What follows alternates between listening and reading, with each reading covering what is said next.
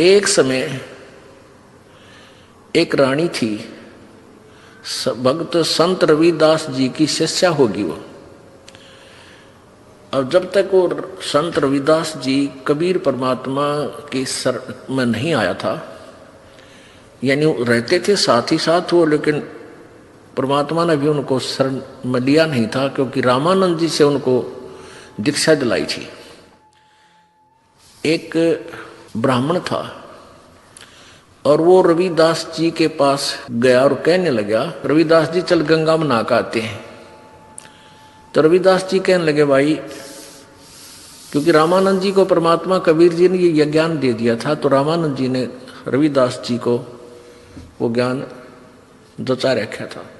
तो रविदास जी कहने लगे, भाई, हमारी गंगा तो हमारा यहीं पर है, सिमरन है, और हम गंगा में नहीं जाते। काफी उसने कहा, नहीं मान्य रविदास जी। तो रविदास जी कहने लगे, भाई एक काम करिए। तो ब्राह्मण कहने लगा कि भगत जी कुछ गंगा में कोई पैसे डालने हो दान पुण्य करने खातिर दे दिए, मैं डाल दूंगा। उसने ने सोचा था ये 2-4 रुपये दे देगा, कुछ मंगा लिए, कह देगा डाला गंगा में। तो रविदास जी बोले, भाई एक काम करिए, ये ले जा मेरा 1 रुपया, और गंगा जी हाथ काट के जो रुपया ले वह न्यू हाथ में पकड़े तो दे आइए ना, वापस ले आइए। अब उसने सोचा कौन देखेगा, उड़ा मैं अपनी जेब में डाल लूंगा और कह दूंगा दे दिया मैंने, वो हाथ में पकड़ा था उसने। अब उसने जाकर एक बार तेने बोल दिया, हे गंगा मैया, भगत रविदास ने आपके लिए 1 रुपया भेजा है, न्यू क्या है हाथ में ग्रहण करे। एकदम हाथ निकला बाहर और ले लिया।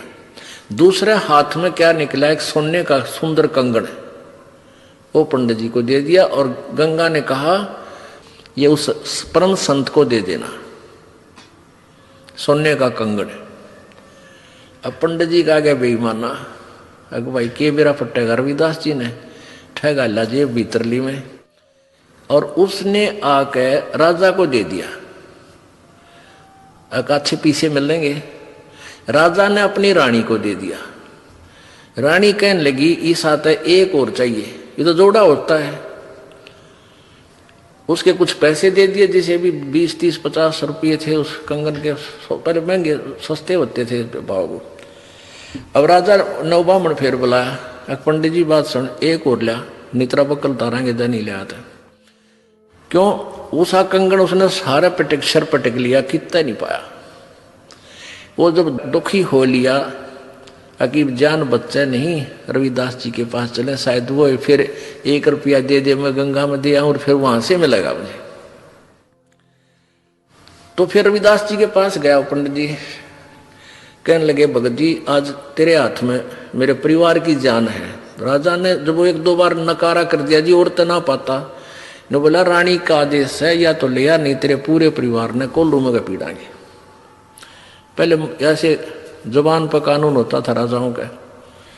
अब वो घना डर गया, फिर आखिर में रविदास जी के चरणों में पड़ गया, रोए पड़ा। रविदास जी कहने लगे, क्या हो गया,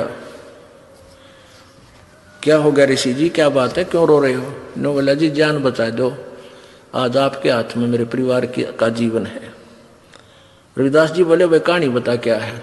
नो बोला, जी आपने जो वो रुपया दिया था वो मेरी जान का झाड़ हो गया। रविदास जी बोले, भाई कारण बता, मेरा रुपये का कह रहा, पहले तू ये बता, वो रुपया मैया ने लिया कि नहीं तेरी ने बोला, जी मैया ने लिया, एक हाथ से रुपया पकड़ लिया, दूसरे हाथ से कंगन दे दिया सोने का। मेरे को आ गया लालच, मैंने दे दिया राजा को, उसने मेरे 150 रुपये दे दिए उसके, यानी उसमें 100 रुपये तो आजकल लाख रुपये के बराबर थे। अब उसने रानी को दे दिया, रानी ने जिद कर दी कि एक और चाहिए, तो जोड़ा होया करे। अब वो दूसरा मैं सारा सर पटक लिया, मुझे मिल नहीं रहा, राजा का आदेश से जो दूसरा नहीं लेकर आया था, मेरे पूरे परिवार को खत्म करेगा। नो बोला, 1 रुपया और दे दे, मैं गंगा मैया ने दे कर ले आऊंगा। नो बोला, इससे वो जहाँ वो जूते बना रहा था ना रविदास जी, वहाँ एक कुंडा होता था पानी का, एक कुंडा सा पानी का होता था, जैसे डोंगा टाइप मिट्टी का, जमीन में गाड़ दिया करते, उसमें से डोरी गिल्ली रखते थे वह, और जूते गांठ बनाते थे ना, उसमें गिल्ली गोरी बोरी, और उसमें वो चाम भी भे कर रखते थे, चमड़े को भिगो कर रखते थे। पहले जो ये चमार जो जूते बनाते थे, ये जीव हिंसा का किया हुआ चाम नहीं लेते थे। कोई स्वाभाविक कोई पशु मर जाता था, उसी का चाम उतार के, यानी वो पाप के भागी नहीं होते थे, तो उसमें चाम भी भिगोया करता था, चमड़ा कुंड में। तो रविदास जी बोले इस कुंड में हाथ दे कर काट ले जितने कंगन चाहिए। अब पंडित जी पहले तो दूर बैठा था, एक लत कपड़े से बोझ के, और मरता क्या नहीं करता, वो हाथ दे दिए उसमें, वो चाम के पानी में हाथ मारा तो उसके अंदर से 3-4 कंगन आए, एक जैसे, वो बिल्कुल डिटो कॉपी। अब रविदास जी बोला बाकी यहीं डाल दिया ना, और सामत आ जाएगी तेरी, एक ले जा अपना। अब उसने तो कलदा पाटन हो रहा था, वो तो लेकर चला गया। अब वो रानी ने पूछा भाई तू लाया कितने पल दनाटे था, सच्ची बता। उन्होंने सारी कहानी बता दी। तो वो रानी इतनी प्रभावित हुई ऋषि जी तय उससे, रविदास जी से, उन्होंने, रानी ने उसको गुरु बना लिया रविदास जी को।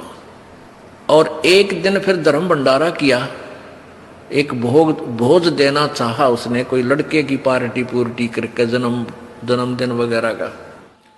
उसमें 700 तो ब्राह्मण आ रहे, ब्राह्मण पंडित जी, और उधर से गुरु जी को भी आमंत्रित करना जरूरी था कि गुरु के बिना कोई अनुष्ठान नहीं करना चाहिए।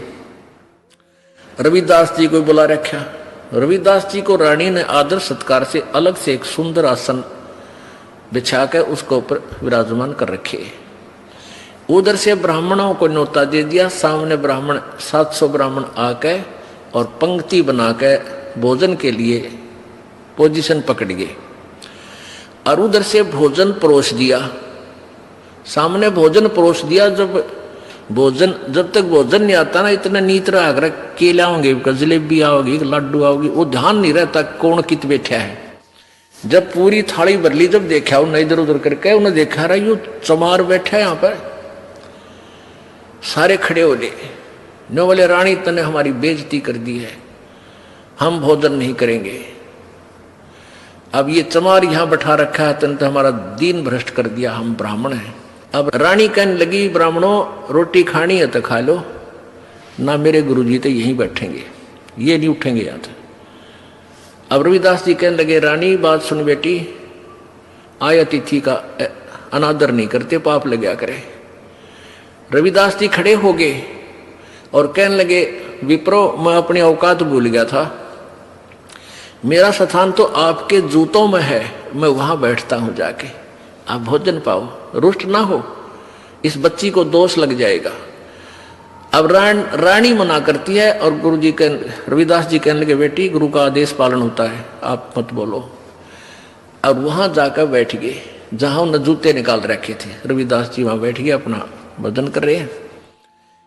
अब वो पंडे लागे छक्कन पे रोटी फटाफट।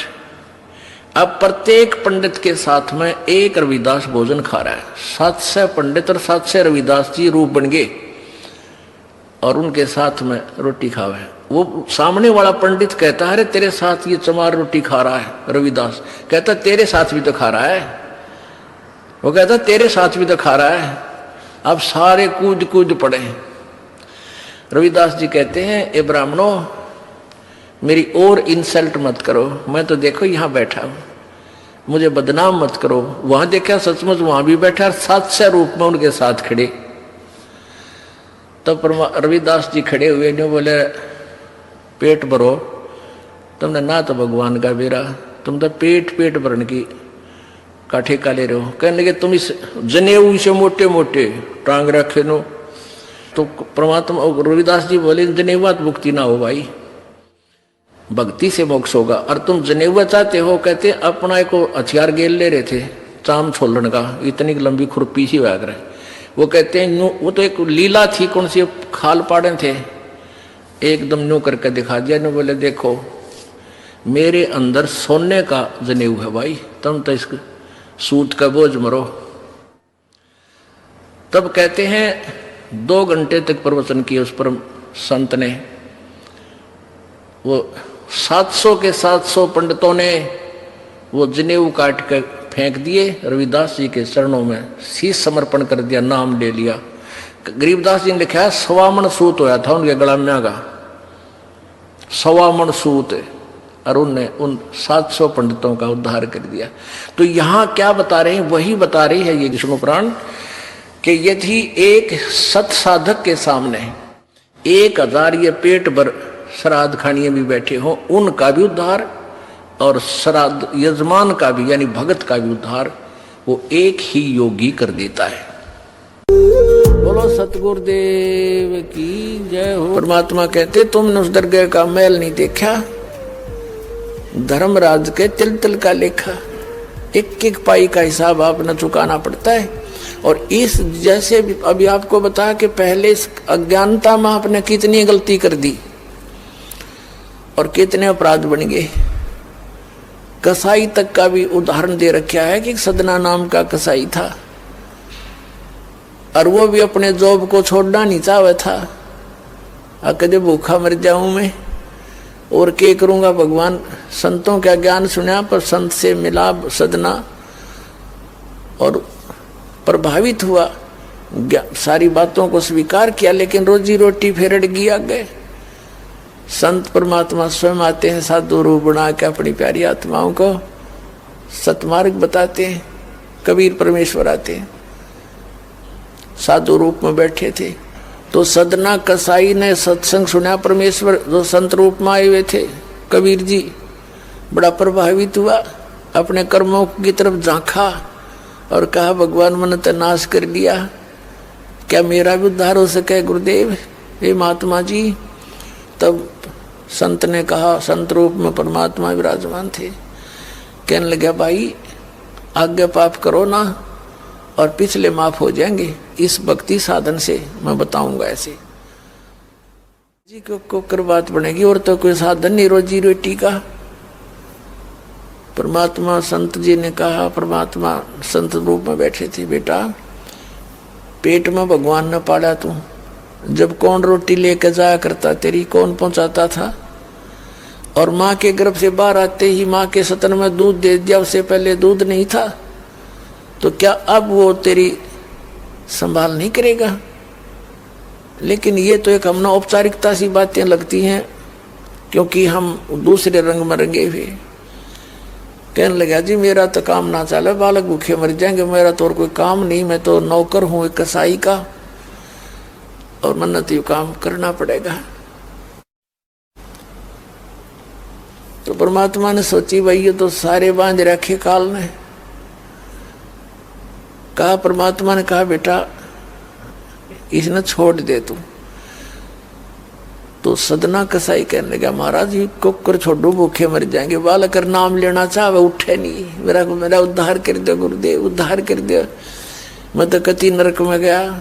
परमात्मा बोले भाई नो दोनों बात क्यों करोगी मेरे। फिर परमेश्वर ने सोचा चल भाई चाकस होती है इसकी तो बहुत जबरदस्त इच्छा भगवान में। तो मालिक ने कहा ठीक है बेटा तू नो करिए, एक अपना लिमिट बना ले कि इससे ज्यादा नहीं बकरे काटेगा, जितनी तू ज्यादा से ज्यादा बना ले पर रही है वचन पे। अब सदना बोला जी ठीक है। उसने सोचा रोज के 5-4 काटने पड़े हैं, हम बेईमान से कहने लगा अब जी 100 तो ज्यादा नहीं काटूंगा डेली। परमात्मा बोले अच्छा भाई जाता ठीक है बेटा, दे रही है वचन पे, अकजी पक्का हूं मैं वचन का। चला गया। अब क्या हुआ कि उस शहर में राजा की लड़की का ब्याह हो गया, बारात आ गई और उसमें बकरे दारू चल रहे। मुसलमान बादशाह था, मतलब मांस तो आम खाते ही हैं, दारू शराब तो नहीं होगी खैर। अब उसके सदना के मालिक ने आदेश दिया कि सदना बड़ा ऑर्डर आ गया उससे, और भाई ला दिए बकरे ला कर रख दिए 20। अब 20 काट दिए सदना ने, फिर डिमांड आएगी 20 की और कहने का भाव ये है कि 100 के 100 बकरे कट गए और सदना नो सोचे हे भगवान कति पूरी बात बनी। हे भगवान आपने प्रण भी आपने रखा, मेरी तो प्रतिज्ञा भी आपने रखी, मांझ दो के हथियार दर दिए, अकरेगी इज्जत आज तक कति नाश हो गया था। इतने में परमात्मा ने क्या, एक बहुत बड़े व्यापारी का रूप बना के पहुंच गया सदना के मालिक के पास और कहा भाई मैंने ऐसे ऐसे कांटेक्ट करना, एग्रीमेंट करना तेरे से, रोज के 20, 30, 50 बकरे चाहिएंगे और मैं ऐसे आगे सप्लाई किया करता हूं। तो बड़ा खुश हो गया वो सदना का मालिक कसाई, कहने लगा भाई ठीक है। और वो बोला जी बाकी एग्रीमेंट कराएंगे सवेरे, अब तो मैं थक रहा हूँ, भूख लग रही है कि मैं खाना खिलाओ और बढ़िया बढ़िया स्वस्थ बकरे का मांस बनवाना। अब कसाई ने आदर किया नौकर के, सदना इधर आ। अब वो सदन कसाई आ गया, खां जी कि एक बकरा काट फटाफट। और बड़ा व्यापारी आया है, बड़ा एग्रीमेंट हो गया है, वो होगा बड़ी बढ़िया अच्छा। और भोजन तैयार करा, भेज रसोई में। अब सदना के हाथ पैर फूल गए, क्या वाह बात बिगड़ गई भाई, तो ना बनी बात, आज तो प्रतिज्ञा भंग होगी। अब उसने सोचा कि जब बकरा ना काटूंगा तो यो मालिक नौकरी तो निकाल लेगा, और जब बकरा काट दिया तो वचन भंग हो गया, मेरी तो बात बिगड़ गई दोनों तरफ से। तो उसने सोचा एक आदमी का भोजन बनेगा, तो उसने क्या सोचा कि बकरे के नड़े नड़े काट दूं अंडकोश, अब मेरा पर्ण भी रह जाएगा और भोजन भी बन जाएगा एक आदमी का। हथियार उठाया और बकरे के वो नड़े काटने चाहे, बकरा बुलवा दिया परमात्मा ने बोला सदना और देख भाई मर्यादा ना तोड़े, ना जाने कितनी बार तो तू बकरा बन लिया और मैं बना कसाई, और देखियो मैंने तेरे गल काटे हैं, तेरे को ऐसे नहीं काटा जैसे तू काटने जा रहा है। अब सारी रात तड़प कर मरूंगा मैं, तन्ने भी फिर मैं ऐसे ही काटूंगा तेरे को, ये देख लेना। अब बकरा किस सदना किसके बकरे काट रहा था, हाथ मत कर छूट गई, कप खड़ा खड़ा बकरा बोले ना, कटर बैठ गया रोए। मालिक ने बाट देखी, रसोई में आवाज लगाई, रसोई से संदेशा गया जी अभी तक आया नहीं, मटेरियल पदार्थ नहीं आया, बनाऊं क्यों कर। खुद मालिक गया, सदना से कहा कि सदना क्या करा तूने, काटा नहीं बकरा। मैं नहीं काटू मालिक, मैं नहीं काटू। उसने सोचा तो दुश्मन है, ये प्रसन्न नहीं है मेरे इस एग्रीमेंट से, ये काहे का नौकर है। अब बोला तू नहीं काटे ना, ना मैं काटू। उठा गुस्से में सदना के दोनों हाथ काट दिए उस कसाई मालिक ने, अरे एक मारी लात करते पार काट दिया। अब जैसे भी ट्रीटमेंट वगैरह करा करो का, महीने 2 महीने रो पीट के उन्हें सोची क्या करूं भाई। उसने सोचा चल पड़ी यहाँ से। उस संत ने कहा था मैं वहां जगन्नाथ के मंदिर में रहता हूं, वहां आ जाना। उस जगन्नाथ के मंदिर की तरफ चल पड़ा कि भाई परमात्मा ने जब इतना चमत्कार दिखाया है, बकरा बोलिया, इसे बुंडे काम ना मैं तो कदे भी ना करूं, मरवा से जीवा से भूखे मरे। आदमी की कही तो ना दच्चे, पर वह तो सच्ची होगी, सामने तो जुल्म हो गया। यूं तो बहुत बुरा जो है ना एक रूटीन है, यू नहीं करें भाई कति भी। संत साची के थे वो उस दिन दच्ची उसके, उस गुरुदेव के पास समाधान के लिए चल पड़ा। देख कहाँ तक बिजली गिरती है इस बुंडे कर्मों से, कैसे फिर जो मालिक परम संत की शरण आ जा रक्षा कैसे होती है।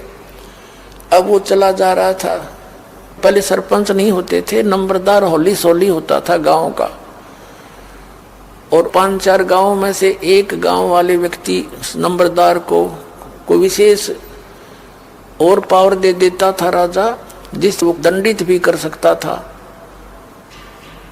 रास्ते में जा रहा था, नंबरदार के घर पे रुक गया और कहा जी मैं रात न रुकूंगा, मैंने आगे यात्रा पे जाना है, जगन्नाथ में जा रहा हूँ।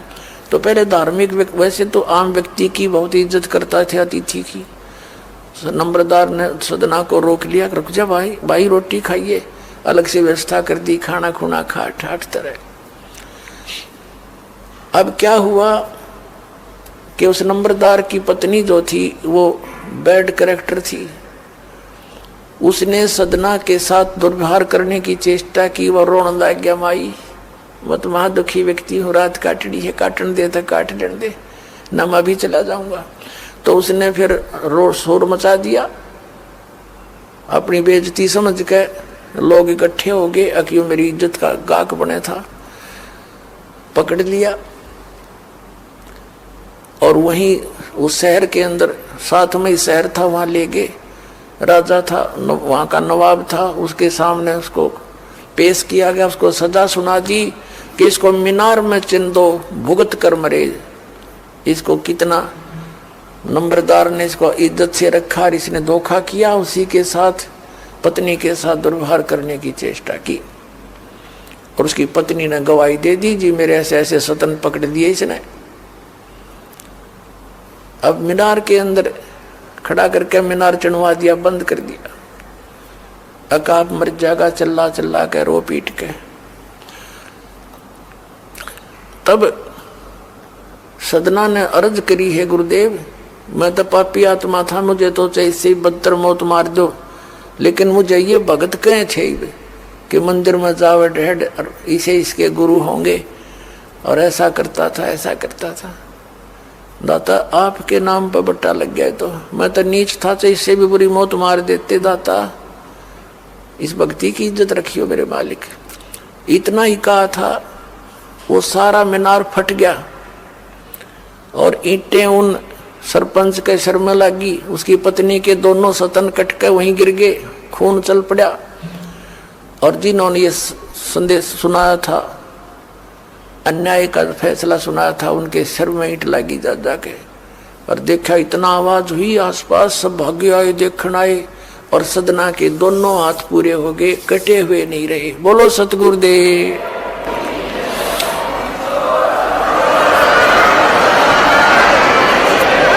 तो पुण्यात्माओं, कबीर परमेश्वर के बिना इस जीव का मोक्ष नहीं हो सकता। अब पूर्ण गुरु, अब सतगुरु क्यों कहना पड़ा? नहीं तो गुरु ही काफी होता है। सतगुरु इसलिए कहना पड़ा परमात्मा ने क्योंकि यहां झूठे गुरुओं की कमी नहीं। काल तक की साधना बताने वाले गुरु बहुत हैं और काल से भी भ्रमित ज्ञान बताने वाले गुरु बहुत हैं, लेकिन सतगुरु इसलिए कहना पड़ा जो इन सब के ज्ञान को फेल करे और शास्त्र अनुकूल साधना पर दृढ़ करे, वो सतगुरु कहलाता है। जब ये प्राणी प्रेरित होकर के परमात्मा प्राप्ति के लिए चल पड़ता है, इसको जैसा भी कोई संत मिल जाता है, स्वयं ज्ञान ना होने से ये उसी प्रकार साधना पर दृढ़ हो जाता है। एक सोभरी नामक ऋषि थे, सोभरी, और वो परमात्मा की तरफ में संत के पास गए। उस संत ने जैसी उसको तपस्या साधना बताई, वो दृढ़ होकर लग गए। उन्होंने कहते हैं कि जल में खड़ा होकर के तपस्या की। बाल ब्रह्मचारी था, शादी भी नहीं कराई थी, और एक दरिया में जाकर के वहां तपस्या की बहुत दिनों तक, 10-12 वर्ष तक। वो वहां फिर क्या देखने लगा, कुछ दिन के बाद एक मगरमच्छ था और उस मगरमच्छ की काफी संतान थी। तो वो मगरमच्छ के पोते पोती, दोते दोती, वो उस मगरमच्छ के आसपास प्यार से घूमती थी और अपनी दूम से उस मगरमच्छ को प्यार देती थी, लाड करते थे। जैसे पोते पोती को दादा दादी की छाती पर लौट जा, कदे उसके कंधे पे बैठ जा, बैठे गए, तो इस तरह वो प्यार देती थी। और वो मगरमच्छ उनसे बड़ा प्रसन्न रहता था, खुशी मनाता था।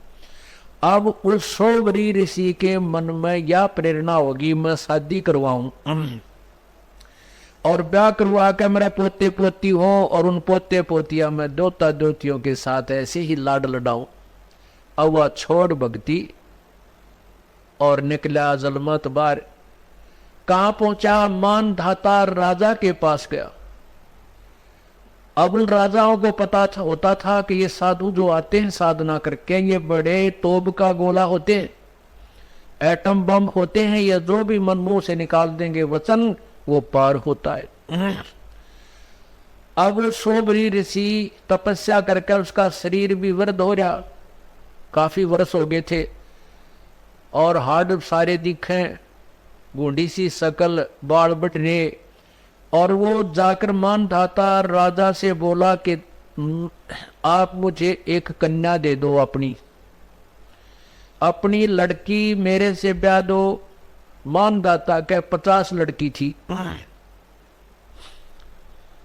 अब राजा बड़ी असमंजस में फंस गया, जब नाटू तो शराप देगा, अरे से बूढ़े बूढ़े के अपनी जवान लड़की ने ब्याह हो, मेरा कैसा मूर्ख नहीं, बताइए क्या करूं, ये भगवान बड़ा फंसा। तो उसने सोच समझ के एक उत्तर दिया कि ऋषि जी, हमारा एक नियम है और ये विधान भी बताता है कि मैं अपनी तरफ से किसी लड़की को विवश नहीं कर सकता किसी के साथ शादी करने के लिए। यदि वो लड़की स्वयं पसंद करे, कोई भी लड़की आपको पसंद करे तो मुझे एतराज नहीं। अब राजा ने बेरा था, इसे बूढ़े ने कौन लड़की पसंद करेगी? तो ऋषि बोला जी मुझे मंजूर है, अगर ये आपकी कन्या मुझे पसंद करे तो मेरे से शादी कर लेगी। तो राजा बड़ा प्रसन्न हुआ, भाई ठीक है, कटा टंटा, लड़की को पसंद करेगी नहीं और यह बला टल जाएगी। उसने, क्योंकि उन लड़कियों को एक बड़े महल में रहती थी, वहां पर एक नपुंसक व्यक्ति जो हिजड़ा बोलते हैं, उनको ड्यूटी पर उनके गेट कीपर रखा जाता था। तो उसने उस नौकर को बुलाया राजा ने और कहा कि ऋषि जी को लड़कियों के महल में ले जाओ और ये जो भी लड़की इनको पसंद करेगी इसके साथ उसकी शादी कर दी जाएगी। अब उस ऋषि जी ने अपनी सिद्धि साधना और सारे जीवन की कमाई इसको कहां बर्बाद करना शुरू किया, अपना सुंदर शरीर बना लिया नौजवान लड़के का। और जो इन लड़कियों के महल में प्रवेश किया और उस नपुंसक ने सारी कहानी बताई कि राजा का आदेश है, जो इसको पसंद करेगी उसके साथ शादी कर दी जाएगी। उन 50 की 50 लड़कियों ने उस ऋषि को पसंद कर लिया। अब राजा फंस गया अपने वचन में, सारी कहानी आकर बता दी गई कि आपकी 50 की 50 लड़कियों ने मुझे पसंद कर लिया है। इसकी गवाही सब लड़कियों ने भी दे दी कि हम इसे पसंद करती, क्योंकि सुंदर शरीर बना लिया उस ऋषि ने। अब राजा ने वह फिर साथ भेज दी लड़की, लेकिन आत्मा बहुत रो रही थी, इस कंगाल के साथ ये के खाएंगी मेरी बेटी, कहाँ रहेंगी, कैसे दुख उठाएंगी, जंगल में रहना पड़ेगा। पर चलो इनका भाग था, मैं क्या करूं। अब उस ऋषि ने अपनी कमाई थे, देख काल का जाल है भगवान, उसने क्या किया, वहां जाकर के विश्वामित्र को आदेश दिया कि इन 50 महल बना दे। अब विश्वामित्र जी ने 50 मकान न्यारे न्यारे बना दिए और प्रत्येक में बहुत अच्छे खान पान, सुंदर आहार, फल वगैरह वो वृक्ष लगा दिए। एक दिन मानधाता राजा के मन में ये बात आई कि अभी अपनी कन्याओं को देख करता हूं वो दुखी है या सुखी है। वो जब वहां पहुंचा अपने उस ऋषि के डेरे में, देखा वहां तो पूरी 50 मकान बने हुए, बड़े सुंदर सुंदर, एक कॉलोनी सी बसी हुई है। वो पहली लड़की के मकान में जब गए तो मानधाता राजा ने पूछा, बेटी तुम कुशल तो हो? कि पिताजी वैसे तो हम कुशल हैं, कोई कमी नहीं, लेकिन माता पिता की याद तो आती ही रहती है और बाकी हमें कोई कष्ट नहीं। एक वो मुझे कष्ट है कि ये मेरा पति मेरे पास ही रहता है, दूसरी बहनों के पास कभी नहीं जाता। अब वो दूसरी कन्या के पास गया तो उसने भी यही कहा, पिताजी हम बहुत सुखी हैं और मुझे एक बात का दुख है कि मेरा पति मेरे ही पास रहता है, दूसरी बहनों के पास नहीं जाता। ऐसे 50 के महल में जाकर उसने देखा कि 50 की 50, क्योंकि एक सिद्धि वो चोले धारे, एक सिद्धि नीतत विचार, ये सर्व अपनी ही कमाई से ये ड्रामेबाजी करवा देता है काल। अब उसने इतनी कमाई कर ली थी सोबरी ऋषि ने, 50 तो शरीर धारण कर लिए, 50 की 50 औरतों को भोग रहा है और उधर 51वां अलग से और बैठा है। जब मानधाता सब लड़कियों के पास होकर के फिर देखा कि ऋषि तो बाहर भी बैठा है, तब उसके चरणों में मस्तक झुका दिया कि आपकी लीला अपरंपार है। अब उस राजा के लिए तो भगवान सिद्ध हो गया वो सोबरी ऋषि। अब उसकी पोल खुलती है, अब देखना आगे क्या होता है। अब सोबरी ऋषि का 150 लड़के हो गए, 150 बच्चे हो गए, तो 50 लड़कियां, 2-2 3-3 बालक हुए, 50 पत्नियां। अब वो क्या सोचता है कि अभी कोई 4 साल वर्ष का लड़का है, कोई 5 वर्ष का लड़का है, ये फिर सियाने होंगे, इनका प्यार करूंगा, फिर इनके पोते होंगे मेरे, और फिर मैं इन पर प्यार करूंगा। रे तेरा गजब है, बंदा जीवन खो दिया अपना। ओहो, फिर क्या रोता है कि मेरी सारी कमाई बर्बाद होगी, मैं उस मगरमच्छ के संगत में, कुसंगत में अपना सर्वनाश कराया। अगर वो मगरमच्छ को मैं नहीं देखता, वो कैसे अपने पोते पोतिया में मस्त हो रहा था, प्यार से खुश रहता था, आज मैंने अपना सर्वनाश कर लिया। जो 20, 30, 40, 50, 60 वर्ष में जो साधना की थी वो बर्बाद कर दी, वो नष्ट कर दी। तो पुण्यात्माओं, कबीर परमेश्वर के बिना इस जीव का मोक्ष नहीं हो सकता। कहते हैं, गोरख से ज्ञानी घने ये सुख दे जति जिहान, सीता सी बहु भारिया ये संत दूर अस्थान। बोलो सतगुरुदेव की जय हो। सबसे पहले आप जी ने इस मार्ग पर सफल होने के लिए इस दास के वचन अर्थात जो मर्यादा है उनको लक्ष्मण रेखा समझनी पड़ेगी। जैसे एक बार श्री रामचंद्र जी वनवास में थे तो उसमें उसका रावण का मामा मारीची एक हिरण बनकर स्वर्ण का, सोने का, और सीता जी ने वहां कोई बगीची लगा रखी थी, उसको तोड़न लग गया। सीता ने उसको देखा और कहा, उस पर आसक्त होगी, अपने पति से कहा कि इस हिरण को मेरे लिए लाओ, मुर्दा लाओ चाहे जिंदा लाओ, मुझे चाहिए। श्री राम उनके पीछे चल पड़ा, वो आगे भाग लिया स्पीड तय, पीछे से आकाशवाणी कर दी, हाय भाई मर गया। तो सीता ने अपने सबसे बड़ी मर्यादा है, मर्यादा में रहना है, और ये फिर मोक्ष दूर नहीं है। तो इस परमात्मा उनमें से किन किन महापुरुषों को मिले, और उसमें यह भी लिखा कि वो दृढ़ भक्त को मिलता है, नकली को नहीं मिलता। उनमें से कौन कौन भक्त हैं जो अभी आपको वर्णित किए। पुण्यात्माओं, ये 7 दिवसीय सत्संग इसीलिए किया गया है कि इसमें हम विशेष डिटेल से आपको सत्संग सुना सकें, क्योंकि ये इतना विस्तार से ज्ञान देना पड़ता है, उस अज्ञान को हटाना पड़ता है, वो रेग मार लगाना पड़ता है जो अज्ञान हमने ठोक रखा है, भर रखा है हमारे अंदर उस अज्ञानी संतों ऋषियों ने। उसके साथ साथ ये ज्ञान सुनाकर, ये प्रमाण दिखाकर सदग्रंथ, इसलिए इतनी मेहनत ये दास करता है, बार बार समझाने की चेष्टा करता है, बार बार प्रमाण देता है, रह रहकर वो कथाएं सुनाता है जो आपके हृदय में जमा हो जाए, जैसे ये पुराना रंग जमा हो चुका है और वो निकल जाए, ये समा जाए। अब ये जो दिन है ये बहुत शुभ दिन है। कौन सा दिन? जिस दिन परमात्मा पृथ्वी पर आते हैं और महापुरुषों को मिलते हैं, जैसा कि वेदों में प्रमाण है, आपने देखा। और फिर इन महापुरुषों की जीवनी में प्रमाण है कि कौन परमात्मा ने ऐसी लीला की। तो इससे भगवान भी पहचान में आएगा और ज्ञान भी समझ में आएगा और समाधान भी पक्का होगा कि सचमुच यही है वो परमात्मा की वे ऑफ वर्शिप, परमात्मा की पूजा की विधि भी यही है।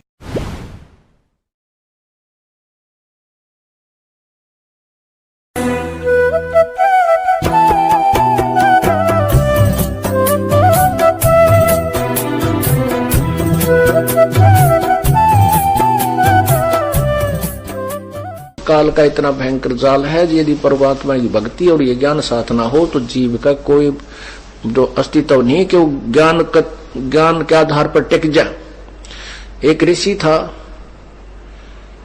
उसको अपने भविष्य के जन्म का पता चला कि अगले जन्म में मैं उसको अपने ही देव दृष्टि खुल गए कि अगले जन्म में इसी नगर में एक व्यक्ति के घर जो सूर है, सूरी है, उस सूरी के घर के पेट गर्भ से मेरा जन्म होगा और उस सूरी के माथे पर गांठ है अच्छी मोटी और उसके ही गर्भ से मेरी मृत्यु के बाद उसके गर्भ से जन्म होगा और मेरे सिर के ऊपर एक बहुत काला सा मोटा एक अलग से निशान होगा। तो उसने अपने बच्चों से कहा, बेटा मेरी मृत्यु होगी, मृत्यु के बाद मैं उस व्यक्ति के घर जो सूरी है ऐसे उसकी गांठ है और मैं उसके घर जन्म लूंगा। एक काम करिए तुम, उसने मोल लेकर उस बच्चे को मोल ले लेना और मुझे मार देना, उसको मार देना, मेरी मोक्ष हो जाएगा। वो सूअर का जो जीवन है मेरा खत्म हो जाएगा, बहुत बुरा होगा। तो वो कहने लगे, पिताजी जैसे आप कहोगे हम वैसा कर देंगे। उन्होंने बार बार कहा, बेटा देख कर दे तुम लालच कर जाओ, यह मेरी अंतिम प्रार्थना अवश्य करना। वो बच्चे बोले, पिताजी आप निश्चिंत रहो, क्या आप हम इतना भी नहीं कर सकेंगे आपके लिए, उसके लिए 5-4 अन्य रुपये 2 रुपये का वो सूअर का बच्चा नहीं लेंगे, आप निश्चिंत हो जाओ।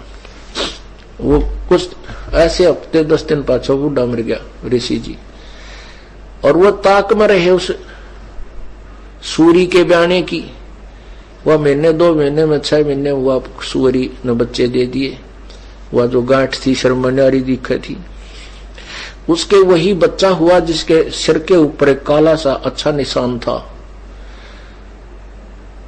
तो वो सूर का बच्चा फिर अपने उन बहन भाइयों के अंदर मस्ती, उसका ऊपर का नीचे का लोट मारा, उनसे साथ खूब प्रेम से रह रहा है। अब वो बच्चे गए उस व्यक्ति से कहा, भाई ये बच्चा हमने मोल दे दे तू। उसने कर दिया, सौदा ले लिया।